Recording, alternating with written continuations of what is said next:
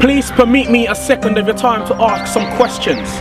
Questions about love that will challenge your intellect and may even put your mind in suspension. Because you see, the purpose of this is to challenge your perception and encourage new reflections upon the power and the purpose of love, which is the bond of perfection.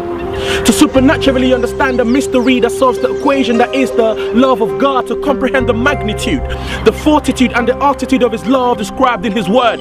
A love so vicariously great, reaching its destination faster than a Concorde, yet so slow, patient, waiting, yearning to bring man back into one accord. What kind of love is this? What kind of love will love me from everlasting past to an everlasting love way before I was formed in my mother's womb? What kind of love will preempt man's inevitable fall and put a contingency plan in place for his salvation that involved death on a cross and subsequent burial in a tomb?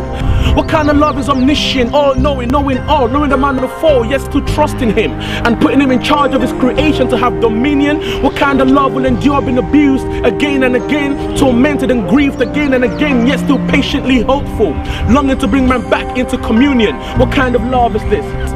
What kind of love refused to separate itself from me when, like a pig, I run away and marinate myself in the mud of all manner of sin and self-condemnation?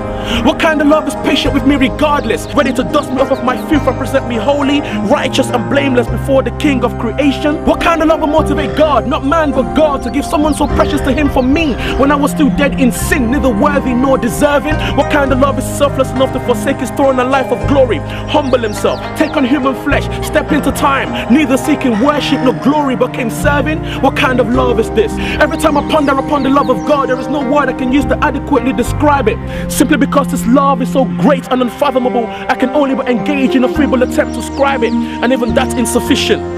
For you see, the love of God is the essence of creation and the catalyst for salvation, the inspiration for mediation by Jesus for his creation, the motivation for consecration by those who catch the revelation. You see, this love is the notion that sets in motion divine acceleration for your divine promotion. The revelation of the love of God is the most important information which precipitates the divine formulation for man's God-ordained instauration. This love was God's solution to man's eternal segregation, which necessitated Christ's propitiation that gave man back everlasting consolation. This love is the source of purification that comes with regeneration for the royal priesthood, God's holy nation. And this love is the true foundation for the ununderstandable peace that we have in our hearts that causes jubilation for man's eternal celebration. The love of God is the key that opens the door to everlasting unity.